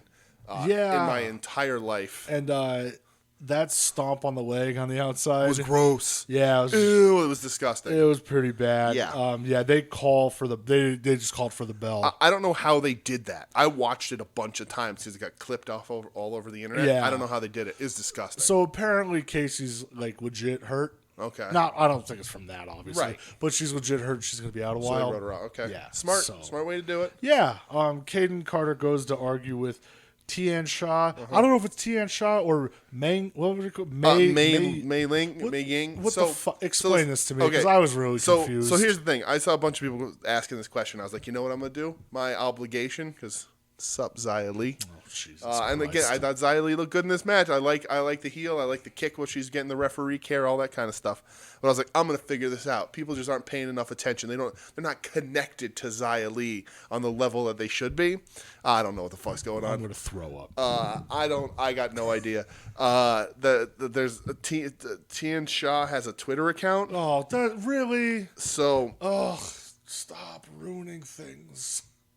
God damn it. Hold on. Hold on. I know this is incredibly entertaining podcasting, but I had just followed it from the show account when it got up because I wanted to talk about this. It's at Fear Tian Shaw, and the profile says all messages approved by Mei Ying, written by Shi Fu. I don't know. Is this like an official WWE account, or is it just like somebody being? Yeah, no. It's real because I saw it because Xia Li retweeted it, and it's followed by NXT, WWE. It only has like 2 posts, and let's see. Don't Stand in Our Way was the first tweet with a picture of Tian Shaw. So I don't know who is what. I don't know who Mei Ying is. I don't know if Tian Shaw is Mei Ying is the person who's embodying Tian Shaw right now. I don't know who the person who's writing the tweets, Shi Fu, is. I have no idea. I was wondering. At first, I thought they were just trying to test out the name change for some reason. I don't know. I'm sure though. I have faith in You know what I Xylee want to that they'll know, explain man? it. When is the boa constrictor going to get Right. some... I want Boa in that Like, ring. when is he in there? Right. Come on. Literally, I think the last time we saw him in the ring, he was getting beat up by Killian Dane. Right. Yeah. Give the boa constrictor Get Boa in some there. love. He's dressed like he's in the Matrix. Let's get him in the ring. We get a video package for the women's tag team title match next week. Shayna says nobody should buy Dakota Kai's tough girl act. Yeah. We go outside. Cameron Grimes Yeah. challenges one more time. Part 3. Dribble for He's gonna get it $1,000. right. Yeah. The guy agrees to it. He gets one dribble in, and Cameron Grimes Decks just him. fucking decks him, and he drops him. Yeah. He leaves the money anyway. He just throws the money around. He's screaming in celebration. Yep. And Ted DiBiase, you can kiss my grits. Kiss my grits. Yes. It has to lead to Ted. You know, Ted pops up every now and then, man. What if it leads to Ted's kid? He can still do the laugh. No, that's not. What if it leads to Ted Jr.? No, please, no. Dude, Ted Jr. has one of the funniest stories ever, though. Yeah. Have you ever heard the story about where the referee fast counted the match on SmackDown with like him, Cody, Daniel Bryan, and like Ezekiel Jackson? No, I God. did hear the Arn story this week where Cody beat up Sin Cara. Yeah, in the ring. Yep. So all right, so go ahead. What's the Ted story? So there's a story where the referee like fast counted, like because the referee called it as a shoot, whatever. Okay. They were only like 2 minutes into the match. Okay. And they said like right before the match, Cody like jokingly turned around and said to somebody like, "Yeah, we're gonna tear the fucking house down." Like they knew it was a nothing match, and they said it was like a 1, 2, 3, just like shouldn't have happened. Yeah. And I think Wade Barrett was on their team, and Cody like turns around to like get Barrett to try to beat up the faces, and they said Barrett's just hauling ass because he's fucking pissed. And he goes, they get into the back, and then Vince is just standing there with like his headset off, and he's like, he goes, Ted comes running through the back and just goes, "Where is that referee? He was trying to fuck on me." What does that even mean? Cody said, he's like, we all just kind of stopped and stared, and we're like, I don't think that's the way that. And Vince just kind of sat down. Okay, that's one of my favorite stories. All right. I hope it doesn't. You know, Ted shows up every now and then. He can still do the laugh. He still looks like himself. So He's Ted, dude. He's show up and do it. Yeah. I'd be more than happy. Listen, there's been a lot of IRS on TV, right? Lately, so Unless Cameron gets the new Money Inc. the $1 million belt, that would be nice. But sign me up. Right. Next match: Drake Maverick and Killian Dane. yeah, Going up against the grizzled young vets. Yeah. They announced before the match that Wesley has a broken hand. Okay. And that they've been fined, but they did it for NXT, so we don't have to hear that MSK be immature or whatever. And then they call Drake Maverick Shrek and Donkey. The match goes like 8 minutes. Yeah. Grizzled Young Veterans win. of course. I don't give a fuck. No, I love Killian Dane. It's Still. so bad to the point where I just didn't care. Right. I watched it just for his stuff, and then would fast forward like if he wasn't in the ring. I like Killian Dane a lot. I love Killian Dane. So I mean, he's stuck in a rut. I don't know what they can do with him, but I still like seeing him. Yeah. They show backstage. Legado del Fantasma arrives. Santos does not get out of the car. Right. And it's just 205 and live, those scumbags. We go backstage again, and Killian Dane's carrying Drake to the trainer's room. Yeah. And Alexander Wolf Yes. shows up and looks at Killian Dane and just says, like, what the hell happened to you? Yeah, like, you used to be be a a monster. So, intriguing. Yeah. And then I think an hour or two later, Drake Maverick tweeted, "What's sanity?" Oh, Jesus Christ. Wow. Yep. Talk about forgotten, huh? Next match. No disqualification match. Yes, main event of the evening. Yes. Karrion Kross versus Santos Escobar. Yeah. So this picks up, it's going to be Kross's entrance. They cut to the parking lot. Kross is standing there. Starts fighting with 205 and live. Santos jumps out of the car. We just have a huge parking lot brawl Yes. for a while. We get inside. Yeah. Santos dressed like late stage Taz. Dude, somebody also said he looked dressed like Duke the Dumpster It was Droese. a little. It was a little. Taz used to wear that jumper though with the sleeves cut off towards too. the end he did. Yeah. Karrion I wonder Kross. why. Fuck off. Karrion Kross, he gets the win at 15 and a half minutes. Yes. I fucking love this. Yes. I thought it was great. I got lots to talk It is about. easily Karrion Kross's best match. I thought. I'll probably say Santos Escobar's best match. It felt like a fight. Right. What it was supposed to feel like. There wasn't a ton of wrestling in it. Props to Mendoza and Wild for bumping like madmen. Yeah. That Saito suplex through the table at the end. Oh, baby. That was going to be one of the things I want to talk about. I love the Saito suplex. I love his Saito suplex. I don't like the forearm to the back of the skull thing. Sometimes he hits it better than this wasn't the best hit of it. I just think the Saito is such a better looking move to be his finish. And I 1,000% agree. It should just be that, and then when he walks in that the choke cross jacket. Yeah. My favorite thing about this match is, so I was worried about this match. Right, we were both talked about it. Like, why? What's it going to do to Escobar? Like Escobar's a guy who has a ton of talent, a ton of potential, could easily transition to being in the main event regular NXT title picture.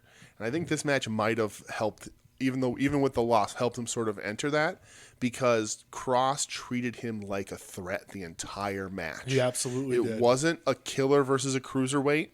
It was a killer versus a champion. And Escobar was treated with respect, as a threat, as having a legitimate shot at winning this match.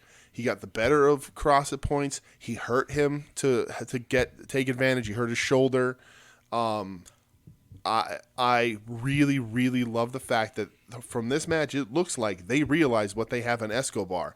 And where Cross is, I don't know if Cross ever gets that main title back. I think he's back, just goes to the main roster before that title happens. I tend to agree with you on that. I don't think that they should put him in the main title and have him take a loss before going to the main roster. Just have him go. And, this elevates Escobar. It elevates Cross. I think Cross can show up anytime on Raw or SmackDown and fit in and work his way up. He don't need that NXT title to do it. But this match, I really liked it. And, man, I love Escobar, and I was worried they were going to treat him like shit because he's a smaller guy compared to Cross, and they wanted to get Cross over. I think they worked great together. I think they got them both over. And I was very, very pleased with this match. And, again, to reiterate, that goddamn Saito suplex through the table. Fucking gross, dude. I love that move. It was, and he throws a great one, and it was gross. A great one. I loved, like you mentioned, how much he got beat up in the match. Like, he got his ass beat. And he should. A lot of the match was 3-on-1. Like, they didn't have Wild and Mendoza stand back, except when Escobar was in control. Right. As soon as he was getting beat up, they got involved, and that was perfect. Like, yeah, dude, at the end, Cross is going to get the better of those guys. It is what it is. But, yeah, I love this. Very well put together match. Yeah. Like you said, I think it elevated both of them. I think it really did. Huge. One of those things we talk about all the time. At the end of your match, both guys should be, especially in your higher profile matches, both guys need to be in a better place than they were when they walked in. And that's a win or a lose. You can be in a better place after a loss. And I think both these guys are. And that helps make it a really good match. Yeah, I agree 100%, man. We got a video from a car with LA Knight saying he'll debut on his terms. Who gives a shit? What is going on, again, with this Stealing the Rock's Cadence wannabe guy? Like, do they think he's that good? Yeah, I don't know, man. I don't get it. Like, I just, whatever. No. No. Yeah, I just, no. Like, I see it and I go, oh, that's there. All right. So, we were promised that Adam Cole is going to speak his mind about what happened. So, yes. He comes to the ring. They watch the footage of what happened to Kyle O'Reilly last week. What set the internet up in a blaze. Yeah. He says that he was mad about Kyle getting so many chances and failing, but he's ashamed of himself for how he acted. He's pleading to Kyle, like saying, like, I love the delivery because it was like that. I'm a heel, but I'm acting genuine, but I'm still going to take digs where, oh, you're not here because of me, and we can't talk because of what I did to you. Yeah. And he says he hates himself. He made a a bad decision, and it was a bad mistake that I put you in a hospital. He said he's going to try to do everything to fix it. Out comes Roddy. He's pissed off about what Adam did, and Adam not talking to him for 10 days. Well, and O'Reilly's out legit for a little while, right? They said, I don't know legit, but they said he's out for a bunch of weeks. Kizabe Fizabe. Right. Roddy shows up, talks about like what Undisputed Era was built on, and you know, like how could you do this? Yeah. Roddy kind of considers walking away, and out comes Finn. Yes. And Finn is fucking pissed. He just pie faces Roddy right out of the way. Right. Roddy tries to stop him, talk some sense into him. And he starts beating Adam Cole's ass. Right. Roddy kind of like tries to grab him. Finn throws him again, and then he starts stomping on Roddy on the outside. Cole gets the best of him, attacks from behind, hits him with a super kick, lays him out. Right. So Adam's in the ring. Roddy like rolls in, and Roddy just decks Cole because he's fucking pissed. Right. And they're kind of looking at each other, and Cole's like, "Listen, I'm sorry. You know, I'm so sorry. Right. I shouldn't have done this. Like, I love you. You're my brother. Right. We're brothers. Yeah. We've been through worse. We'll And get Roddy through like this. kind of gets down like next to him. He's like, you know, I'm sorry I hit you. Yeah. All this. He's like, you know, we're brothers. I love you. And Roddy stands up, and Cole fucking decks him in the dick. Yep. The old nut shot. What? The old like China nut shot. What an asshole. Right. Adam Cole says, "You're so stupid, Right. and you're dead to me." And he snatches Roddy's chain, so he dog tags, and then he obliterates him with a super kick. So this is interesting. So I like this. I thought it was very good. Loved it. It's we talked about it I think last week or maybe the week before about who does Roddy sign with, like, or side with, if you will. You know, is it Kyle's the babyface against the still united Undisputed Era? Does Cole go off on his own? And they teased it here. Was, you know, Roddy was trying to talk sense into him. I love you. I get it. You know, Kyle did what he did, but he deserved whatever nonsense they were talking about. But in reality, Undisputed Era had a really great run, but they're stale. They've run their course. They started to get goofy. They tried to go a little baby face with them, and it was entertaining for a time. But they had no place, right? They'd done everything they could do. They didn't need the titles again. It wasn't, you know, the titles, like bringing back the Golden Era or whatever they were calling it, where they had all the belts, wasn't really a thing that was needed or would make sense. What this did was reestablish Cole as the biggest heel in the company, like on the program again, but also a different dynamic of heel. He's not going to have guys watching his back. He's going to have to be an awful prick. Like, he's going to have to be a real nasty heel to get through, because everybody's going to be coming for him now. Because conceivably, Roddy's going to want a piece. Kyle O'Reilly wants a piece. Balor wants a piece. Like, he's still a heel. He was when he was on top as champion, he was still the biggest heel in the company. Oh, easily. But this changes that dynamic, freshens him up, and makes him the big heel again. And he can carry it, man. That dude can wrestle. So you know, if only he was a little bit taller, as you say. But fucking piece of shit. But yeah, I really love this. Again, thought it was really good. Didn't think it took me on a journey. Didn't think I was gonna happen. I was like, well, I didn't expect a nut shot.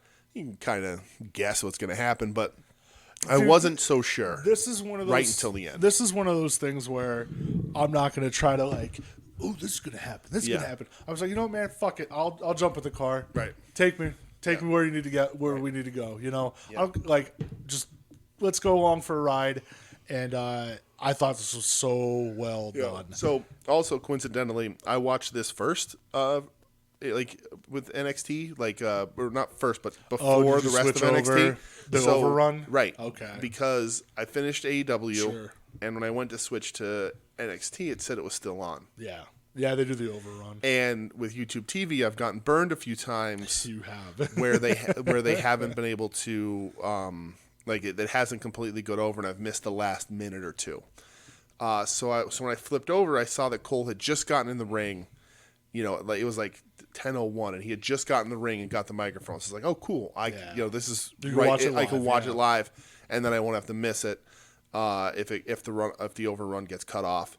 and it ran till like 8 minutes or 9 minutes after usually, the hour. Usually run 8 minutes. Yeah. So I watched that first and then watched it again at the end. Dude. So yeah. It's right. Man, I'm all in on this shit, dude. Yeah. Like it makes me very happy. After that the end of Vengeance Day, like the shock ending, then him fucking murdering O'Reilly last week. Right. And now this, like oh boy. It's old Adam Cole being a fucking dickhead. Right. So that was NXT, my man. That's it. So I'm going to ask Good night, you everybody.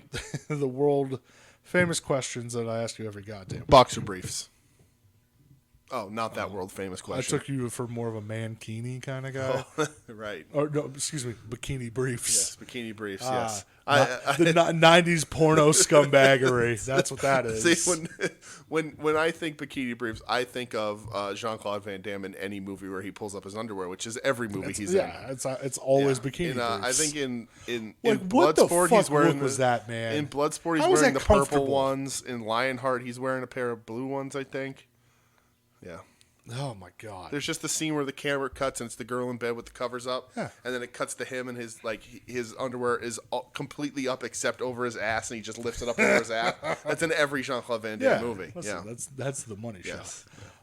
shot. Questions. Yes. Your favorite match from each show. Question. Okay. Yeah. Right. Favorite match from each show. Favorite match overall. And show overall. All right. One of those weeks where I got it all planned out. Pretty easy pickings. Proud of you. AEW is the main event. Archer Phoenix. I think that was the one match on that whole show that was really worth a damn. Didn't feel like a main event. Wasn't really a main event, but it was the best they could put out. Which tips my hat for the rest of these. But I did like it. But there was nothing else on AEW that really caught my eye. NXT is the main event. Cross versus Escobar is just great. I'm glad that, again, everything we talked about in that match, I can just sit here and reiterate it all. But sure. Escobar got treated with respect. Cross looked like a killer, for lack of a better term. My match of the night then is the main event from NXT, and my show of the night is NXT. AEW manages to cram much more stuff into their shows. See, and dude, that was my initial complaint about these taped shows. Yeah. For some reason, they don't let it breathe. Right. But let him breathe. This one had a lot of stuff. And even when we talk about it, when we're done recording, we talk all the time. Sure. We're like, we don't finish. And granted, there's news and all the stuff in the beginning, but like we seem to spend more time on AEW when we do these shows, and it's just because they cram more stuff. Their like motto is content. Whereas NXT in shows like this week, and it's not always, it's not there's exceptions to the rule, but like NXT, the same amount of matches, but the stuff in between is a little lighter, a little more entertaining. The grime stuff is way more entertaining than anything they're going to do with Poppa Buck. It's amazing. So NXT gets my show because while AEW crams more in, NXT tends to be the better quality of wrestling most of the time, particularly this week where the first 3 matches on AEW were nothings. It was, don't put a Nemeth in the show for me. So that's it. Cross and Escobar and NXT is my pick, pal. How about you? What do you got? Tell me. I'll make it easy. Okay. It's just same across the board. Okay. Even the main event of NXT? Yeah. Okay. Yeah, or of AEW, I mean? Yeah, because you didn't like that as much as I did. I didn't, but there was nothing What else else. is there? Right. Yeah, there was What nothing else else is on there? the show that really blew me away or anything. Right. But yeah, easily Cross Escobar was fucking awesome, and that closing segment and really, you look at probably the last half hour, 40 minutes of that NXT show was fucking great. Yeah. Absolutely. So yeah, I'm definitely gonna go NXT, and All right. that's where I'm at. All right, pal. Well, that puts us, let's see, season 2. I'm skipping that because it doesn't make any sense anymore. Overall totals. Ooh, yeah. All right. Overall, the history of the Wednesday Night War, the head-to-head, I'm at 35 for AEW and 36 for NXT, and you are at 33 for AEW and 38 for NXT. scales are tipping in that direction a little bit. Fans at home, around the world, hit the ratings. AEW wins again. They pulled an 831,000, which is almost up 100,000 from last week. And NXT also up. They gained about 20,000 up to a 734, which is good numbers. The best number they've pulled since December of last year. And it was a good show. Off the strength of this show, I would hope that there'd be a bump next week, but NXT seems to be more affected by what else is on TV at the time, that, what else is going on in the world, the news, basketball, sort of pulls away from NXT. But this was a quality show from them. So, they're close enough. I saw some people tweeting again, I think some AEW people tweeting about the ratings and how they won and blah, blah, blah. And I saw Ed from Pod Van Dam. It was like, this war should be more of a war. Like, people are like, don't make fun of each other's ratings. Like, other people are like, just let it go. Why can't we just live whatever and, let it go? And he's like, no, make this a war. Take shots at each other. And I was like, I kind of agree with that. I wish they felt more like rivals, because they don't feel like rivals right now. No. But I wish, I don't know, man. I wish there was a little bit more of that sense of competition, because it would sort of make both of them be a little better. Yeah, but here's my whole thing about it. If AEW takes a shot and if somebody bitches about it, oh, why are you complaining? You like WWE, blah, blah, blah. Yeah. If NXT takes a shot at them, oh, why they got to try to punch at the little guy? That's true. The internet has ruined everything. And it's true. It fucking has. Like, I love the internet, but I hate it so much at the same time. Yeah. Like they said, could you imagine if Twitter was around during the Monday Night Wars? Oh, God. It would have been fucking hell on earth. Yeah. Half that WCW roster would be canceled. Yeah. But, dude, my whole stance still, it has not changed on this. Is like, just fucking enjoy it, man. Right. I wish there was that feeling of competition, but I get it. But, man, if Twitter existed in 1996, how great would it have been to get rid of Disco Inferno then? Well, that is true. Ugh. That fuck. All right, pal. Go Birdie, fucking idiot. I'm gonna hit the plugs here, and then we can get the hell out of here. Give everybody a break. We're on Twitter at Wednesday War Pod. That is our main social media account. We'll blow up your feed every Wednesday, and I'll tweet from the same account. I'll be tweeting AEW, and as long as Brett's not watching the Sixers, rule ass this year, he'll be tweeting NXT.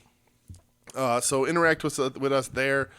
Tweet, retweet, ask us questions. We're more than happy to answer and interact. We'd love to hear from all of you. We're also on Facebook. You can search us there. That just posts the show. That's about it. Instagram, Wednesday Night War Podcast. You can look at the two pictures I've ever posted there. You can email the show at WednesdayNightWarPod@gmail.com. Ask us questions. Tell us what you like. Tell us what you don't like. If you want us to add a segment or remove a segment, or if you remove a segment, we're just not. Segments? No, we don't. But I'll gladly add a segment if somebody wants to ask us questions. Listen, I got to get the cheap one in here right now. Kevin Nash. Okay. I'm making a concerted effort. Just mention Kevin Nash every week. All right. Okay. I was actually thinking about adding a little segment to the end of the shows. Talking about Kevin Nash? But no, well, it could be, but we always end up going a little long. But I've been in my brain toying with an idea of like us rotating a match recommendation. Just anything, doesn't have to be related to what we do. All right. Just to, okay, because we like a lot of other. We'll start doing it next week. We like some broader wrestling. Yeah. So we're not going to talk about it. Just go watch this match. It's a good one. Blah blah blah. Let's just do it. And it can be from anywhere, any That's era. Cool. That's cool. All right, so we'll do that. All right, cool. All right. Look at you. You can go first next week, pal. All right. I already have a match ready. All right, okay. Good. And we are a part of the Soon to Be Named Network at STBN Network, soon-to-be-named-network.com, soon-to-be-named-network.tumblr.com. All the new shows will be posted as they come out. And if we're on any guest spots on any other shows, they'll also show up there. We got Longbox Heroes After Dark, At Odds with Wrestling, Puzzle Warriors 3, Profane Argument, Final Wrestling Place, and Porch Talk, the greatest podcast to ever hit the airwaves.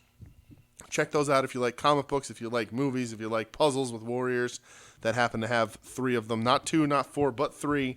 check all those out. Real quick as well, shout out Joe Sposto being on 5-Star Match Game this Yes. week. I love that show so much. Yeah. It's a wrestling trivia podcast / game show. Yes. You love game shows. I do. I like wrestling trivia. There you go. Best of both worlds. I love wrestling trivia, but I'm notedly bad at it. So you give yourself some credit. You're pretty good at it. I'm all right at it. I would fail horribly at 5-Star Match Game. I love that show though. So shout do. out those dudes. But at least I don't have to write down anything, so I would not fuck up writing down the rockers and lose us all of our Oh, trivia. you son of a bitch! But we're also on PW Ponderings, pwponderings.com, at PW Ponderings on I Twitter. still can't believe you did. I know, me either. It was an honest mistake. We will. This show will be up on our website at WednesdayNightWarPodcast.com tonight, late. Whatever, it's now in the AM, so Friday morning. And it'll be up on PW Ponderings a few days after that. So give those guys a listen, visit their website. They got some bunch of cool stuff going on there. Friends of the show, The A Show, at The A Show on CKCC. That's Matt and Chris doing their draft show. Give them a listen. The Pod That Dreaded Sundown, at Pod Sundown, is a horror movie podcast. Our friends Chuck and Bill, they covered Get Out this week, which I listened to today. Love that movie. And They did a good job. it was a good episode. They're killing it this month for Black History Month. Yes. One more left, and they're doing Tales from the Hood. So fucking Pretty good, awesome. dude. And then Cinema Vertigo, at Cinema Vertigo. Ron, Sam, and James, and not our friend Robbie, are Every time. they do 2 movies a week. Lots of weird stuff, lots of cool stuff. They did The Little Things in their newest episode, and they agreed with me on my opinion of that. I still didn't watch Shit it. show. But yeah, give them a listen. They're good guys. They're good people. And they give you like timestamps and stuff in their description. So if you only want to hear about one movie, you can skip right over that kind of for stuff. them. Right. That's smart. But they're good people, even though Ron is a Clippers fan. And that's it, pal. What do you got? I love fueling your NBA hatred Yes. now. That makes me real Yeah. happy. If I don't know if you want to follow us personally on Twitter. Oh, I forgot about that part. You could follow me at BrettXEdge570. I'll probably be tweeting about the Sixers because that's what I do anymore. Yeah. But I don't know. There was that funny picture that week of Andrew Everett and Gold Dust. Okay. Did you see that picture? No. Oh, dude, here it is. It's right here. Who is it? Remember, do you know Andrew Everett? No. He's a wrestler. He was in Impact for a while. Oh, okay. Just like crossing up Gold Nice. Dust. All And right. somebody tweeted out saying Goldust is in hell, can't move his feet on the perimeter. I don't know. You could check out that dope ass nail shirt that I have Okay. from Stash All right. Pages. Yeah. And I don't know. Talk to me about fucking White Zombie and how they're Okay. sick. That's cool. Where can they find you, young sir? You can find me at the Dooge. That's THEDOOGE. I don't know what I'll be tweeting about. Lots of stuff that gets in my craw. And I don't know. Maybe I'll post a picture of that Menendez Brothers Mark Jackson basketball card. Maybe that Shaq rookie card I found in my binder. We'll see. Look through some old cards today because cards are back. These cards have been sitting in my basement for a long time, and in my grandmother's attic for a long time before that. From there, like the basketball stuff from like '89 to '93 represented in there, and they've been untouched since then. And, you do have a wild collection. There was some fun stuff, real goofy when I was in the cards. Well, cards are back, and I'm gonna get rich, just like Cameron Grimes. Well, this weekend, if you're laid up in the house, you don't know what to watch. I don't know if you're like me. I'm getting my second COVID vaccine on Saturday. Oh. I may be laid up depending on side effects. How about you watch some independent wrestling? How about it? On Jerry's Internet Wrestling Emporium. Do it. You could use the promo code of Mortis, Mortis. and you could watch the shit for free. A whole 5 ass days. you Not could Wrath. watch. Mortis. No, Mortis. So on Saturday, 3 p.m. Eastern Time, ICW's Pit Fighter X6. That's like the shit in an octagon, basically. Also Saturday night, Violence and Suffering presents Violence of the Lambs. Dude, the main event is. I feel like I'm high reading this. Did this happen already? Hold on. Yeah, okay. No, it didn't happen already. What the fuck? The main event is Mance Warner versus JTG. Okay. And then Matt Cross versus Brian Cage. Weird. Two Colt Scorpios on it again. Okay. Jimmy Lloyd versus Jimmy Jacobs. Jimmy Jacobs wrestling again? Yeah. Okay. What the fuck? Lucky 13's on the show. All right. I know him. That's a wild lineup. Also, Saturday night, ICW, I guess, is doing like a double shot because they're running on at 8 o'clock at night. ICW, No Holds Barred Volume 10. Okay. I think those are like matches where they have chains as ropes. That's all I know. And then Sunday, 8 p.m. Eastern Time, No Peace Underground presents Horrors of Survival. Horrors, not whores of survival. How would Stu Hart announce that show? Look like a whore. Fuck. Tony Deppin's on it. Okay. And Atticus Cougar versus G Raver. So Good for G Raver to be back and doing his shit if again. you want to watch that shit, go to IW or IndependentWrestling.tv, IWTV. They have a Roku app. You can watch it through your Roku if you have one of those. Okay. But use the promo code Morrison to get you 5 days for free. Yes. That's all I got. That's it, pal. I got nothing else. Let's get the hell out of here. Yeah, it's late. Tired. It's 12:30. I'm a sleepy boy. Are you really? No. All right. Pro Wrestling. Thanks for listening, everybody. Let's go.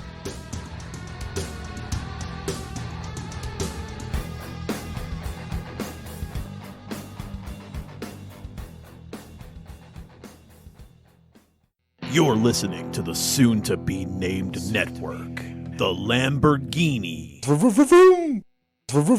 of podcast networks. Knock it off, nerds!